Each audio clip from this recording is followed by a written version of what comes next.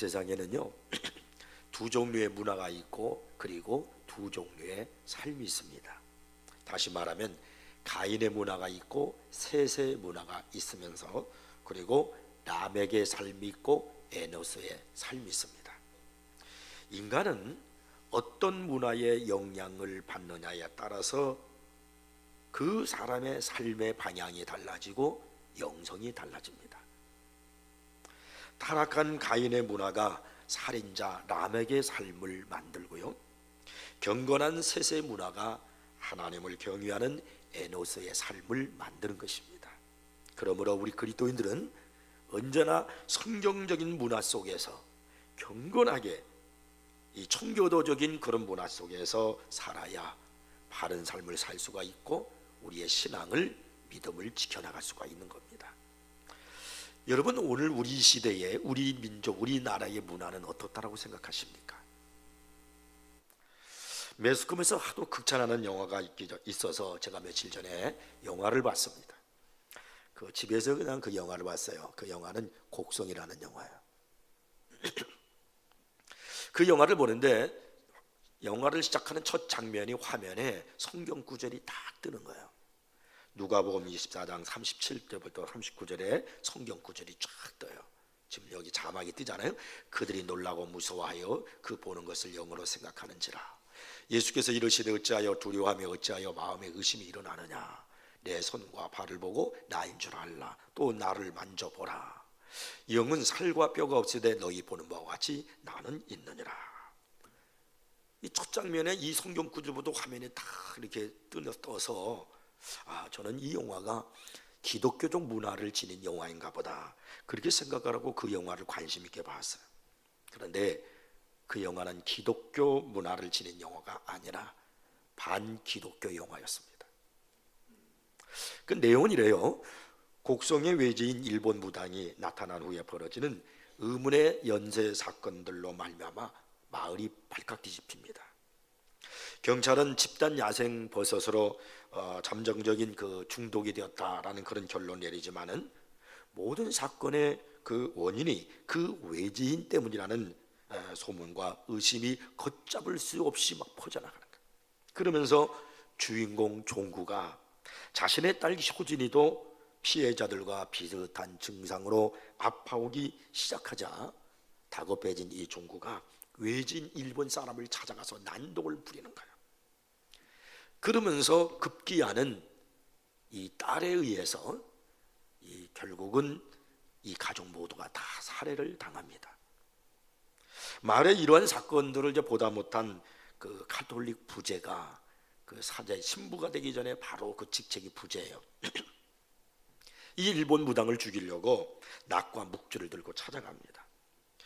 일본 무당에게 도대체 내 정체가 무엇이냐 이렇게 물으면서 너는 악마다 이렇게 말하자 일본 무당은 웃으면서 자신을 악마라고 의심했기 때문에 여기까지 왔다고 하면서 나를 만져봐라 그렇게 말을 하는 거예요. 그러면서 그 일본 사람 외지인이 하는 말이요, 영은 살과 뼈가 없으되 너희 보는 바와 같이 나는 있느니라. 그러면서 자신의 손바닥을 다 이렇게 보여주는데 거기에 못자국이 있는 겁니다. 그러면서 또 하는 말이 어찌하여 두려워하느냐, 어찌하여 마음에 의심이 일어나느냐, 내 손과 발을 보라. 그리고 마지막 말이 아주 압권해요. 바로 나다. 그러면서요 악마로 변합니다. 바로 조금 전에 제가 읽어드렸던 누가복음 24장에 예수님께서 부활하시면서 말씀하신 그 말씀 그대로를 인용을 하는 거예요. 그러면 그 악마가 주님이십니까? 아니, 주님이 악마입니까? 십자가에 못 박히고 인류를 구원하신 분이 예수님이신데 그 악마의 손에 있는 그 십자가 못 박힌 그 자국은 그러면 그가 구원자란 말입니까? 그리고 영화 내용 중에도 보면은 이 일본 무당이 주술을 외요. 그 주술을 맸는데 트럭 안에서 죽어있던 박춘배라고 하는 사람이 살아나요. 그러면서 그가 좀비로 변합니다. 그런 영화예요. 여러분, 오늘 우리 시대가 살아가고 있는 문화가 바로 이렇습니다. 25일 지난 25일 날 청룡 제37회 청룡 영화제가 있었어요. 1년 동안 우리 한국 영화를 만든 사람들에게 잘한 작품들을 시상하는 그런 이제 영화제가 있었습니다. 근데 그 영화제에서 최우수 감독상을 받은 사람이 누구냐면 바로 이 곡성을 감독한 나홍진 감독이에요. 최우수 감독상. 그리고요, 그 영화제에서 최고의 관객을 동원한 그 상을 받았는데 그 상이 뭐냐 하면은 바로 부산행이라는 그런 영화예요. 이 영화가 1년 동안에 그 상영이 되면서 얼마나 많은 그 관객이 동원됐는가 집계하면 1156만 5386명이 동원됐다는 거예요. 1위를 차지했어요, 부산행. 그러면 여러분 아마 아시는 분 알겠지만 부산행이라는 그 영화의 내용이 뭐예요? 그 좀비 영화예요. 여러분은 지금 우리 사회가, 우리 시대가, 우리의 문화가, 우리 기독교적 성경을 갖고 있는 우리 그리스도인들이 보면서 어떻다라고 생각하십니까? 이런 문화의 배경 속에 오늘 우리가 살아가고 있어요. 이런 시대 속에서, 이런 문화 속에서 우리 그리스도인들은 어떤 삶을 살아야 하는가 심각한 얘기가 아닐 수 없습니다. 본문은 가인이 여호와 앞을 떠나서 에덴 동쪽 놋 땅에 거주하더니라는 그런 말씀으로 시작합니다. 동생 아벨을 죽인 인류 최초의 살인자 가인이 하나님을 떠납니다. 여러분, 하나님을 떠나면 불행해집니다. 죄를 지어 하나님 모시기에 악한 삶을 살고 있다 할지라도 하나님과의 관계를 끊어버리면 안 돼요. 교회는 계속 다녀야 됩니다. 예배는 계속 드려야 되는 거예요. 그래야 다시 살아날 기회가 있는 겁니다. 문제가 해결되지 않고 고통은 계속되고 원하지 않는 삶을 살고 있다 할지라도 우리는 그래도 계속 하나님은 붙들어야 돼요. 하나님의 이름은 불러야 돼요. 성경을 놓치지 마세요. 예배를 중단하지 마십시오. 그렇게 할 때 하나님께서 역사하셔서 과거의 잘못된 일들을 청산시켜 주시기도 하고, 또 절망 속에 내가 완전히 이 땅에 떨어져 있는 이 그런 모습, 영적으로 나락에 떨어져 있다 할지라도 하나님이 나를 다시 일으켜 세워 주시는 거예요. 그러나 유감스럽게도 본문에 나와 있는 이 가인은 하나님을 떠나고 말았습니다. 성경 그가 하나님을 떠나 에덴 동편 놋 땅에 거하였다라고 그렇게 말씀하고 있습니다. 이것은 에덴으로부터 점점점 멀어졌다는 것을 말하는 거예요. 그러니까 결국 하나님으로부터 더 멀리 떠나갔다라는 것을 의미하는 것입니다. 우리는 한때 교회도 잘 나오고 예수도 잘 믿었던 사람이 타락해서 영원히 교회를 떠나는 경우도 보았고, 물론 또 다시 돌아오는 사람도 봅니다. 그러나 한때 예수를 믿었지만은 영원히 돌아오지 않는 사람들은 예수를 믿었던 사람들보다 더 악하고 잔인한 사람들도 보게 되는 거예요. 그 대표적인 사람이 누구냐면 가룟 유다예요. 가룟 유다는 3년 동안이나 예수님의 제자로 예수님과 함께 다니고 함께 밥도 먹고 그분의 설교도 들었던 사람입니다. 그는 예수님께서 행하신 기적도 보았고 그 조직에서 회개도 맡았던 그런 사람이에요. 그런데 그가 끊임없이 예수님께서 돌아오라고, 그가 회개하고 돌아오라고 권면하고 있음에도 불구하고 시험에 들어서 돌아오지 않다가 결국 은 30냥의 예수님을 팔아버린 엄청난 죄를 저지르게 됩니다. 그리고 결국은 자기 죄를 감당하지 못하니까 자살을 했어요. 사도행전에 보니까 아겔라마라고 하는 피밭에서 창자가 터져 죽었다라고 성경 기록하거든요. 비참한 인생으로 끝난 거예요. 여러분, 우리는 인간이기 때문에 배신할 수도 있고 잘못될 수도 있어요. 그러나 하나님을 놓치시면 안 됩니다. 어떤 경우에도 예배 자리를 벗어나면 안 돼요. 교회 나오셔야 됩니다. 이 본문은 인류 최초의 문화와 삶에 대해서 말씀하고 있는 겁니다. 인류의 문화가 얼마나 인간의 삶에 영향을 주고 있는가, 그리고 우리 그리스도인들은 어떤 문화 속에서 살아야 되고, 그리고 우리는 어떤 삶을 이어야 되는가 하는 것을 말씀하고 있는 거예요. 자, 첫째로 우리가 본문에서 기억해야 될 것은 가인의 문화와 라멕의 삶이 있다는 겁니다. 가인이 살았던 삶의 특징은 끝없는 방황이에요. 하나님을 떠난 자의 모습이 바로 이었습니다. 끝없이 만족이 없어 방황하게 돼요. 내 마음에 하나님이 계시지 않으면, 은혜가 떨어지면 끝없이 방황하게 돼요. 가인은 처음에는 하나님을 알았습니다. 그의 의식 속에는 하나님의 존재에 대한 개념이 있었습니다. 가인은 에덴 동산을 바라볼 수 있었고 가인도 하나님의 음성을 들을 수 있었습니다. 그런데 자기 욕심, 자기 죄 때문에 분노를 이기지 못함으로써 동생 아벨을 쳐 죽이고, 그리고 하나님의 존재에서 쫓겨나서 하나님이 없는 삶을 살기 시작하는 거예요. 그런데 여러분, 더 놀라운 것은 그 가인의 후손 가운데 5대 손이 있는데 라멕이라는 사람에 이르렀을 때는 아예 그때부터는 하나님이 없어요. 그는 처음부터 자기가 하고 싶은 대로 다 하는 겁니다. 라멕은 하나님의 은혜나 성령의 기쁨 이런 거 아예 알지도 못하는 사람이었습니다. 그러나 가인은 하나님의 은혜를 알았던 사람이었고 성령의 감독을 체험한 사람이었고 예배의 기쁨을 알았던 사람이었단 말이에요. 그런 사람이 하나님을 떠나서 타락하게 되자 그 후에 그의 후손은 아예 하나님을 모르는 사람으로 전락해버리고 마는 거예요. 가인이 하나님을 떠난 후에 제일 먼저 한 일이 뭐냐면 성을 쌓는 일이었어요.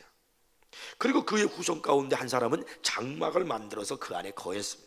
그리고 유발이라는 후손은 수금과 통소를 만들었습니다. 성경 최초의 악기와 음악에 대한 언급을 하고 있는 겁니다. 다시 말하면 성경 최초의 문화가 등장하는 거예요. 그리고 또 그의 후손 가운데 두발가인이라는 사람은 기계를 만들었어요. 그러니까 기계 문명의 원조예요. 기계 공학의 원조가 바로 이 두발가인이란 말입니다. 도시가 만들어지고 집이 만들어지고 음악 같은 문화가 만들어지고 그 다음에 기계가 만들어졌어요. 곧 인간 문명의 발전이야. 인간의 문명을 만들어가는 거예요. 이것이 가인의 문화와 삶이었습니다. 에덴을 잃어버린 사람은 그 에덴에 대한 것을 사모하기 때문에 그 에덴의 대용품을 찾기 위해서 끊임없이 무엇인가를 만든다는 거예요. 하나님을 잃어버린 인간은 하나님 없이는 인간의 참된 만족과 기쁨을 얻을 수 없기 때문에 하나님의 대용품으로 무엇인가 끝까지 붙드는 거야. 그것이 돈이고 권력이고 쾌락이란 말이야.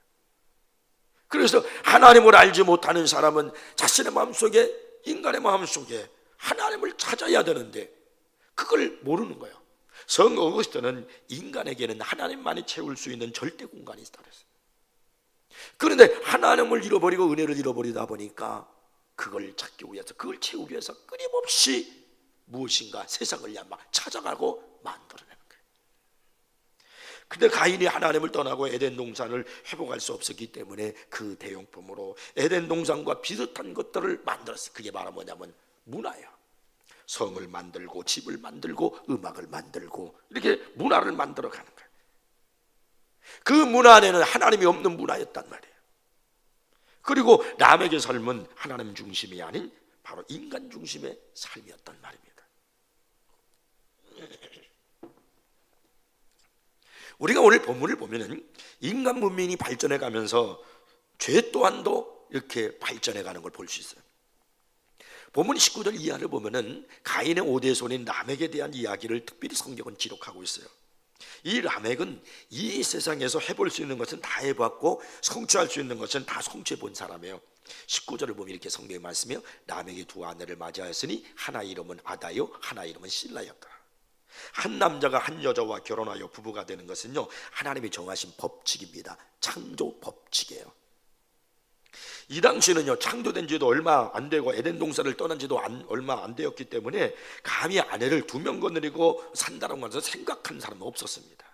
그런데 라멕이 얼마나 용감했던지, 뭐 남자가 한 여자에게만 매일 필요가 있어 능력만 있으면 몇 명의 여자들로 거느릴 수가 있지, 그러면서 2명의 아내를 취한 거예요.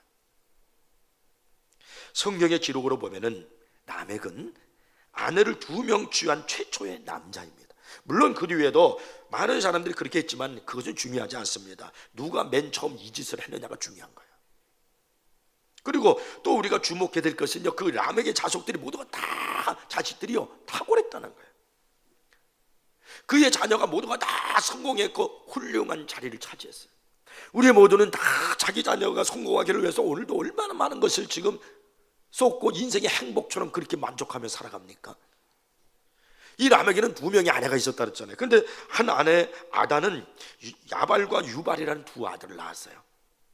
야발은 장막에 거하면서 육축 치는 자의 조상이 되었다 그랬어요. 물론 아벨도 양을 치는 자였지만 그 양은 몇 마리 되지 않았어요. 그러나 이 야발은 장막에 거하면서 전문적으로 목축업을 해서 크게 성공을 했습니다.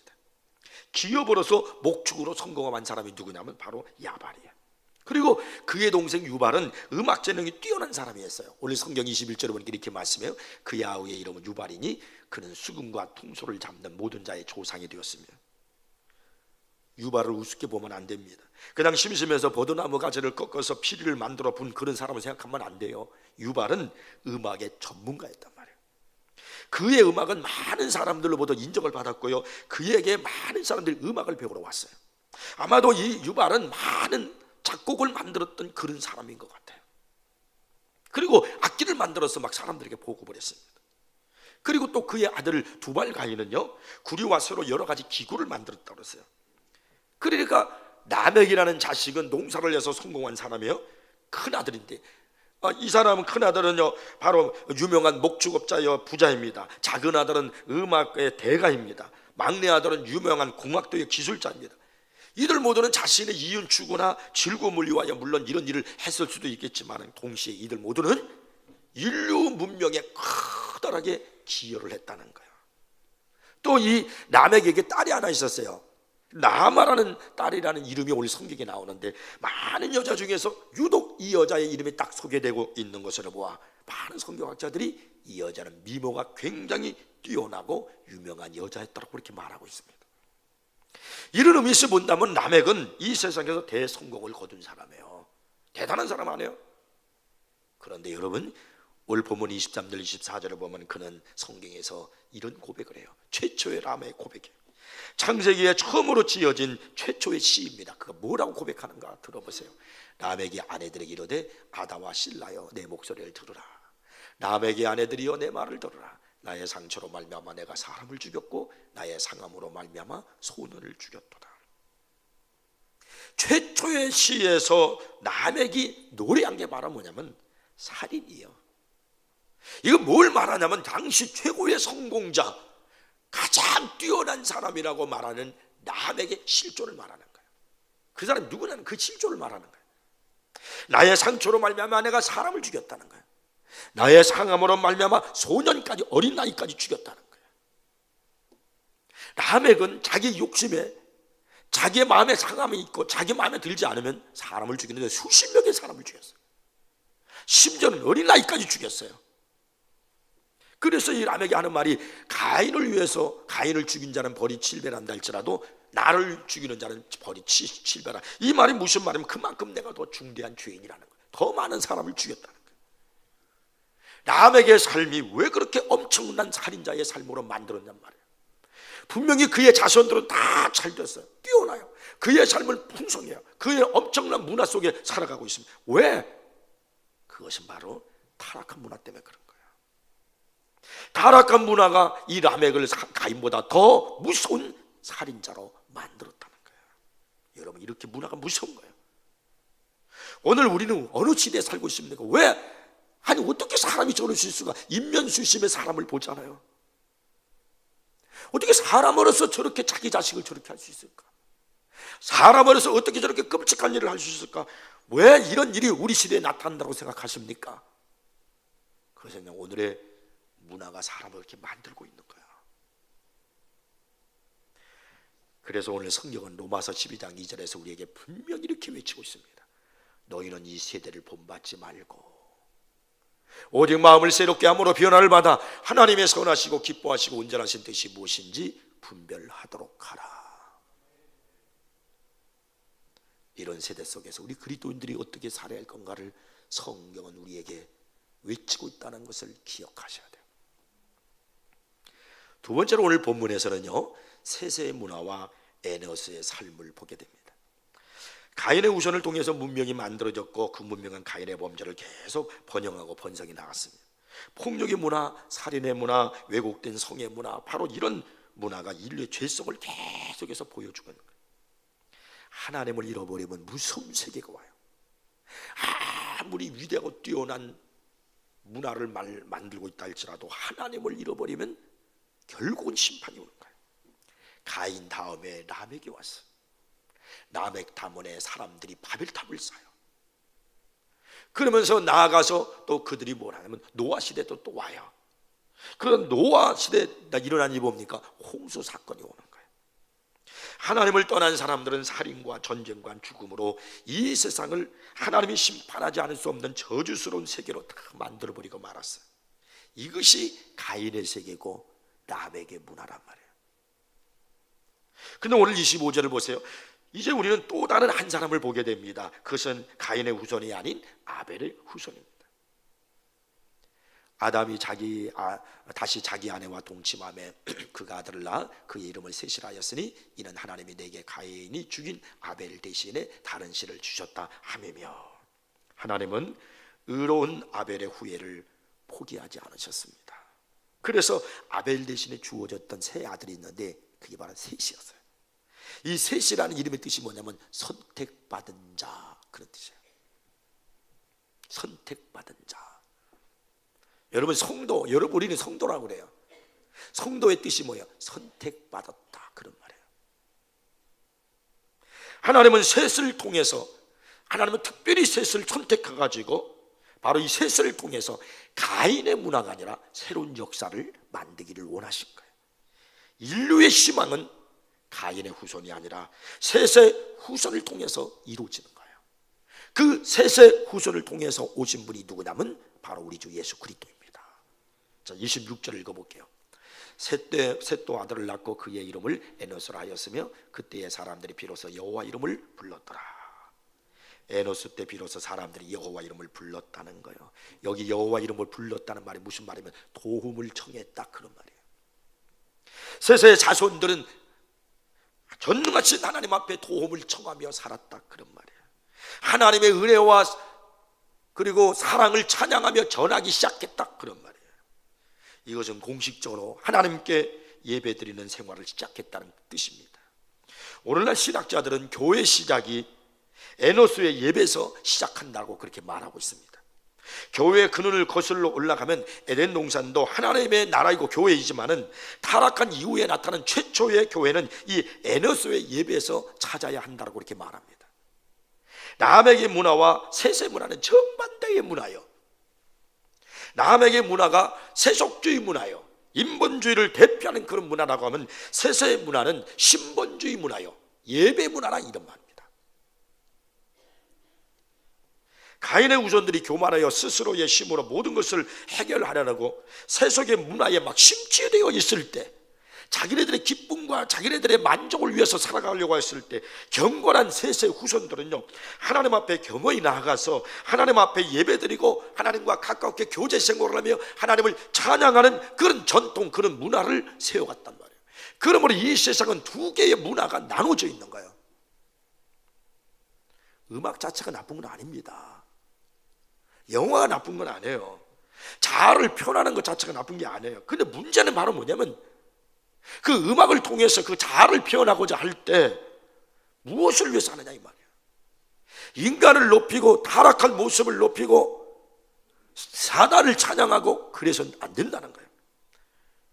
안 믿는 사람들은 전부 다, 이 가인의 문화를 받은 사람들은 전부 다 인간을 높이고 자기의 도취를 위해서 심지어는 사단을 높이는 거예요. 그러나 우리는 나를 흙으로 지으시고 내 속에 거룩한 하나님의 숨결을 불어넣으신 내 인생의 진정한 주님, 바로 그 하나님을 위해서 내가 작곡을 해야 되고 음악을 만들고 문화를 만들고 그분을 찬양하고 그분을 위해서 노래해야 되는 겁니다. 이것이 바로 셋의 문화고 이렇게 살아가는 것이 바로 에노스의 삶이란 말이에요. 바로 여기에 진정한 이 시대의 치유가 있는 거예요. 오늘 여러분 타락하고 잘못하는 전부 다 이 시대를 구원하는 그 길이 바로 셋의 문화로 에노스의 삶으로 바꾸는 데 있는 겁니다.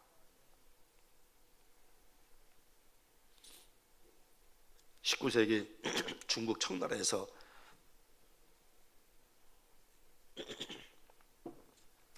태평천국이라는 한이 있었습니다. 반란군 세력이 하루가 다르게 증가해 황제가 보낸 토벌군은요, 연전연패, 계속 싸우지만 계속 지고 말았어요. 토벌군 장군의 보고를 듣고 화가 난 황제는 조정 관리를 보내가지고 토벌군 장군을 처형하고 다른 장군을 보냈어요. 다른 장군 역시 연전연패야. 이 처형되기를 계속 반복을 하는 거예요. 마침내 유능한 관료인 증국본이 토벌굴 장수로 임명됐습니다. 그러나 날이 갈수록 강해지는 이 반란군을 증국본도 물리치지를 못했어요. 그런데 그는요, 황제에게 보고를 하기를 연전연패 이렇게 보내고 한 게 아니라 연패 연전 이렇게 글자를 순서를 바꿔서 보냈어요. 연패 연전, 계속 지지만 계속 싸우고 있습니다. 이 보고를 받은 황제는 장군의 용기에 오히려 감탄했답니다. 그래서 이 황제는 증국본을 처형하기는커녕 오히려 증원군을 보냈다는 거예요. 여러분, 삶의 순서를 어떻게 하느냐에 따라서 우리의 삶이 남에게 삶이 되기도 하고 에노스의 삶이 되기도 하는 거예요. 나 먼저에서 하나님 먼저로, 세상 먼저에서 예배 먼저, 기도 먼저로 바꾸기를 바랍니다. 이 문화를 막 만들어야 돼요. 그러면 여러분, 우리의 인생이 180도로 바뀌게 되고, 우리가 이렇게 예배 먼저, 기도 먼저, 하나님 먼저의 문화로 만들어가면 우리 사이에 진정한 치유가 오고 은혜가 올 줄 믿으시기 바랍니다. 사랑하는 성도 여러분, 에노스 때에 여호와 이름을 불렀던 것처럼 우리도 이제 거룩 여호와 이름을 부르는 그런 사람들이 되어야 합니다.